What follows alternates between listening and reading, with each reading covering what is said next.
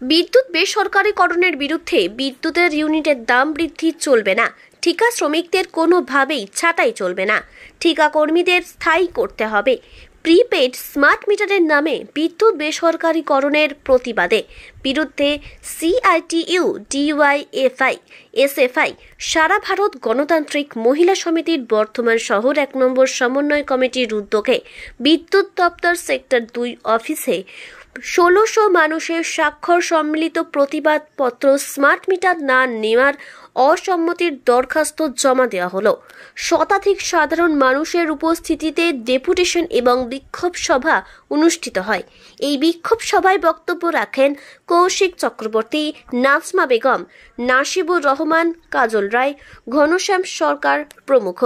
ডেপুটেশনে অংশগ্রহণ করেন দীপঙ্কর দে, প্রলয় আইচ, শেখ স্বরূপ, সুপর্ণা ব্যানার্জি, স্বপন চক্রবর্তী, সূর্যেন্দু বসু। কর্মসূচিতে উপস্থিত ছিলেন সিআইটিইউ পূর্ব বর্ধমান জেলার সভাপতি নজরুল ইসলাম এবং গণ আন্দোলনের নেতা তাপস সরকার প্রমুখ। আমরা প্রিপেড স্মার্ট মিটারের বিরুদ্ধে, স্মার্ট মিটারের আমরা বিরুদ্ধে নই। আপনারা ইতিমধ্যেই শুনেছেন, গোটা বর্ধমান শহরে, জেলায়, রাজ্যের বিভিন্ন প্রান্তে এই প্রিপেড স্মার্ট মিটারের বিরুদ্ধে আন্দোলন চলছে, পথে নেমেছে মানুষ। শুধু আমাদের রাজ্যে না, অন্যান্য রাজ্যে সাধারণ মানুষ, কৃষক, কৃষিজীবী মানুষ তারা রাস্তায় নেমেছে। এমন একটা ব্যবস্থা এরা নিয়ে আসতে চাইছে।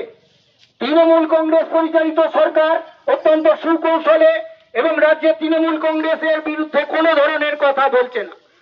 এমন একটা ব্যবস্থা যার ফলে এখন আপনি যেভাবে বিদ্যুৎ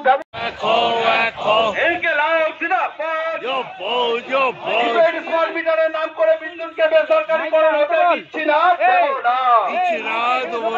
এই দাবিতে আজকে ডেপুটেশনের দলে দলে যোগ দিন।